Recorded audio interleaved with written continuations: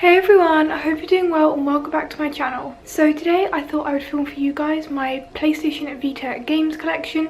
For some reason I thought I'd actually film this, but I actually haven't. So I thought it would be interesting just to give you a lowdown on my collection and tell you guys some of my favourite games for the PlayStation Vita.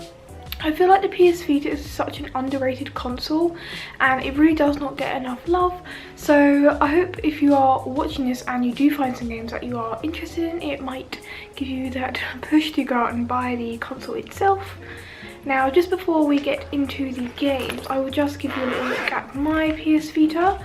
First of all, check the case. I featured this on my Instagram quite a bit, but it's so cute. This case is from Swimmer and I got it when I was in Japan earlier this year. Although sadly Swimmer are closing down and I'm really sad because they make so many cute clothing, accessories. I wish I picked up the 3DS case of this because it's just so cute. Also got this tiny beware charm on the sit there, which is really cute, that I got from the Pokemon Center. If I can get it out of the case. This is the PlayStation Vita. This is the slim version, which if you are going to get a PS Vita, this is 100% the one to buy. And I got mine, I think it was December 2015, and I bought mine from a second-hand, I bought it second-hand from a game shop in Nottingham, I believe. It cost me just over £100, I think, and I thought that was pretty good. I don't really know where the prices are for these consoles right now, and you know, it was in pretty amazing condition, so I thought why not, I would just go for that one. Now for these, the only thing I would say is, the one annoying thing about the PS Vita is that they require you to have its own memory card. It's like you can't just put in a standard memory card. You have to go out and buy the, if I can get it out, it's so hard to get out. It's so tiny, but you need to buy the own branded Sony PS Vita memory cards for this, which I remember I had to go all around town, and I finally found an 8GB one CX, which sadly won't cover you for much if you're buying a lot of games on the store, but I mostly buy my games like hard copy games if I can, as I prefer just to have the game boxes. That way if I do want to sell them I can. It features the normal buttons, 2 Joy-Cons, the D-pad, and then on the back this is actually like touch sensitive. In some games, I will explain, like in Hatsune Miku Project Diva games, you actually are required to use this, which I think is pretty cool and unique for a console, and it's very slim and compact. I mean, yeah, so it's super tiny and I can always easily pop it in my bag if I want to bring a console out with me when I'm on the go. That's my games.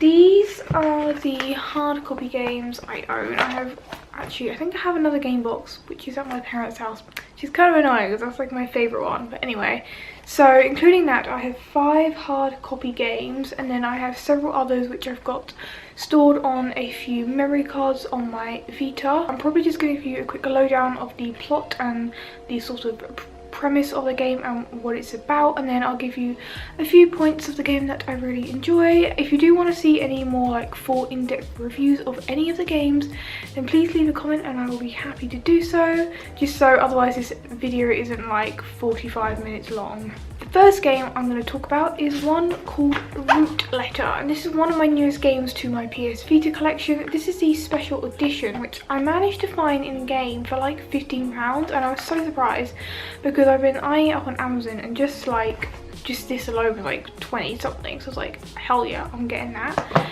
And this boxed version actually comes with a gorgeous art book. I'll give you like a little flick through, which honestly I've not really looked into because I was scared of being spoiled. It's so pretty and I love art books. Art books are like one of my favourite things to like collect and buy, so I was very happy that this came with the special edition version. I'm dropping everything today. For the Vita, one of my favourite genres of games are always JRPGs and visual novels especially. I'm very into very pretty and graphically appealing games, as you could say, and I do normally favour that over the actual gameplay sometimes, which some people will be like, what the hell, games are all about the gameplay, but I don't know, that is just what I like. So I'm just going to give you a little reading of the plot of my phone because I cannot remember and I'm terrible at trying to read plots from my head. And this is an adventure visual novel game. It is a single player game, and the story goes, Root Letter is set in Shimada Prefecture, where the protagonist arrives in search of Fumino Aya, I cannot pronounce any Japanese names, I'm so sorry. A pen pal friend from high school who had disappeared for 15 years. After he finds a letter dedicated to him from her that was never sent, he sets out to interrogate her classmates as he wonders if everything Aya had told him had been a lie. The game continues multiple endings. Yeah, that's one thing about visual novels. They have a lot of different endings, depending, because obviously you can select different options, and depending on what you select will affect the ending of the game and the route you will take, which I think is pretty cool. So it means that if you want to, you can go back and replay it and get different endings, which is what I really like about these kinds of games. Now, I believe this was released at the end of last year for us, and I have to say I've really not played much of this yet. I'm quite disappointed in myself, although I was very excited to get it. But I don't know, I've just not like, so sometimes I'll have this phase where I buy like 3 games at once and then I'll play one, and I don't know, I think all gamers have this problem. So from what I have played, visually it's very appealing. I've not got into the story that much, but I was enjoying the story, so I can't really give a full sort of like in-depth my thoughts on it. But if I do continue to play this game, then I will give you guys an update on Instagram and Twitter of what I think of it. The next game I'm going to be talking about is World of Final Fantasy. Now, this was a game I was quite excited to play because it is my first ever. No, it's not. It's my second Final Fantasy game.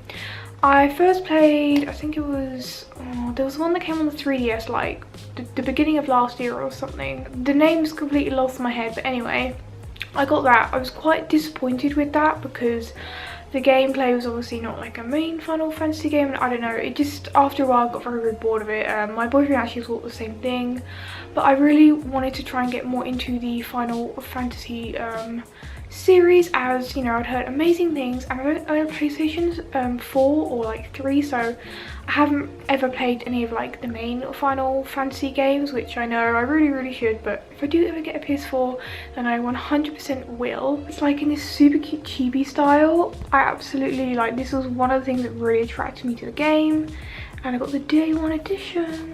My boyfriend also owns this for the PS4 as well, but I got one for the Vita. I'm just going to give you a little lowdown on the story. World of Final Fantasy. Also, sorry if you can hear the rain. It's like raining on and off right now, so apologies if you can hear any rain in the background.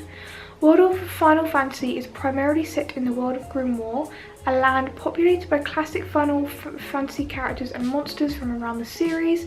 The story focuses on the twin siblings Lan and Ren, as you can see in the front there, who suffer from amnesia and hold the power in one of their arms to capture and wield mirages, which is kind of like the little creatures that you'll run into in the story. Lan and Ren travel to Grimoire to recover their memories, gradually mastering the powers and becoming involved in conflicts surrounding the world. These fights include between rivals and also the impending threat of the Bahamutian army. I've definitely said that wrong. So yeah, this is kind of like your pretty standard Final Fantasy JRPG game. I've not finished it. Yes, I am a terrible person at completing games. I know, it's a really fun game. I love the chibi style, and a really cool thing about this is that you can switch between playing as like the chibi style of the characters or like the full sort of like human style if you prefer that. And I really love the mirages, they're so cute. I love the little, can't remember what he's called, and I also really like Moogles. And yeah, I really want to get more into Final Fantasy as it is a brilliant series, and yep, I definitely need to finish this, but from what I have played of it, I'm really enjoying it. The next game I have in my collection is Persona 4 Dancing All Night.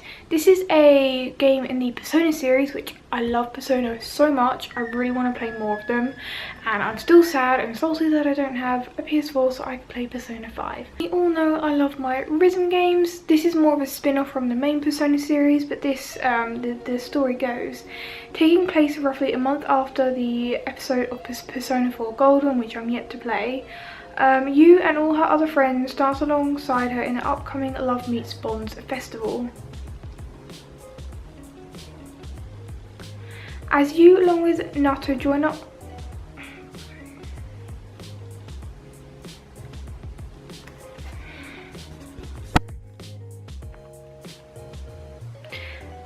As you, along with Naoto, join up with Reese at her dance studio, they are introduced to fellow idol Konami, and they learn that Konami's group, Kanamin Kitchen, sorry, I can't seem to get any of my words out today, have mysteriously gone missing.